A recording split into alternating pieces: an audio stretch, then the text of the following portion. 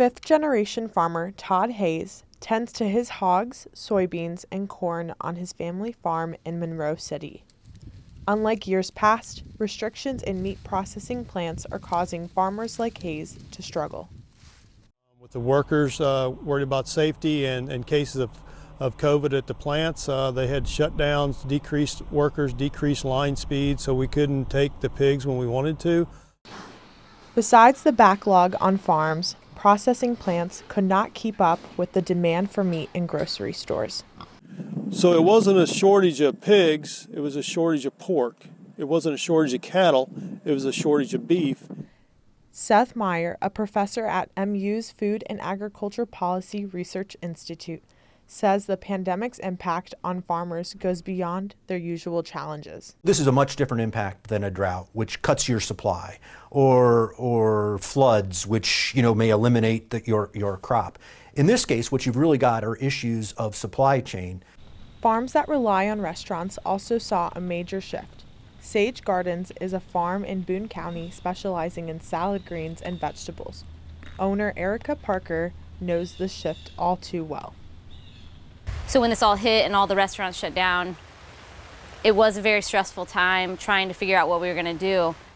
Declining revenue forces some farmers to ask the U.S. Department of Agriculture for help. That has given us some additional dollars that we didn't have because of low prices. It hasn't made us to the profitable level, but it has really helped us out to be able to withstand some of these downturns in prices. The USDA set up a coronavirus food assistance program to help mitigate these losses. But even then, there's still pressure. Through the peak of the pandemic, the price of the pigs was declining. We had some huge losses. Losses were larger than what the relief packages were allowed to us. Meyer says the assistance program only helps farmers in the short term. In some ways you are tempering the adjustment to these COVID shocks, but you're not eliminating them. Eventually these ad hoc programs will come to an end. But not yet. A second round of the program is open now through mid-December.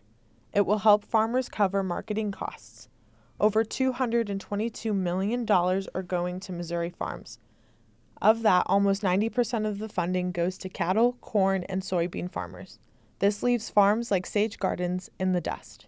And then I don't grow acres of romaine lettuce. I grow square footage of, so they're putting 0.0003 of an acre into the calculation for my acreage.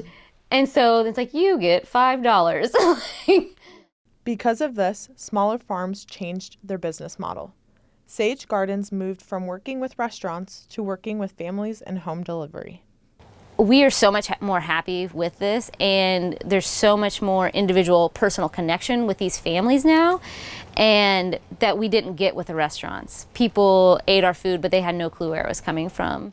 Overall, farmers do the work in order to help their communities. If we have dollars to work with, it's going to our schools, it's going to our churches, it's going to different parts of our community to also assist our community in the needs that they have throughout the rural areas. So it's been a big help for rural communities as a whole.